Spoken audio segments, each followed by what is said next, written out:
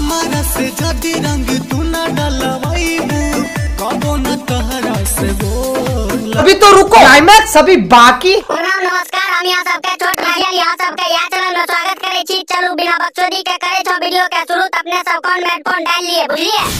हे गई दिन रात कोचिंग गेलो हम त नैहर में। अच्छा, दिन रात कोचिंग गेली नैहर में, तब तक पक्का घर में लौड़ा लेने होय भी जाके कोनो नहर में।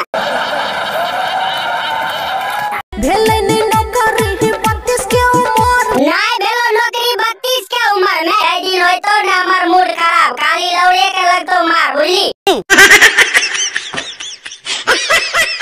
4 बच्चा पैदा कर पति जी के घर में। आगे बाबा चोदी 4 गो बच्चा कर भी पति जी के घर में। जाई ने सारा मोटा ना इतना पेलतो कि बीएते तोर परम चल जेतो बुझली।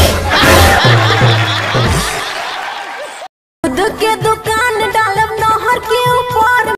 तो खुद के दुकान डाल भी नहर के ऊपर में। महाराज के सेवा वाला दुकान डालिए, हमू सब आए के पंप मार देबो बुझली।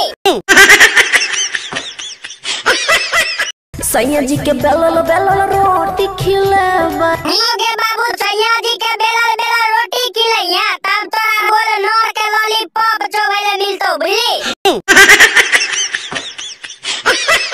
सेवा संस्कार करब दिन दोपहर में। सेवा सत्कार दिने दोपहर में करबी, आ बाकी समय की बतू के नाम चाटे ले जेबी। मुझे कुछ बोली ना त मार लोड़ा से धोप तोड़ के पेट में घुसाई देबो बुझली।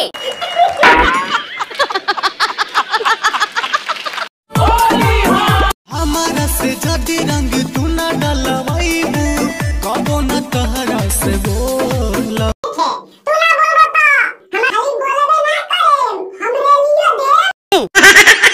तनी तनी बात पर ए हमर जीजा जी काहे नाराज बोल हो।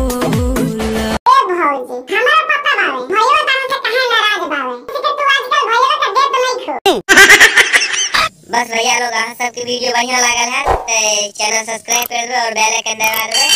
इंतजार करिए अगला वीडियो की, तब तक के लिए बाय।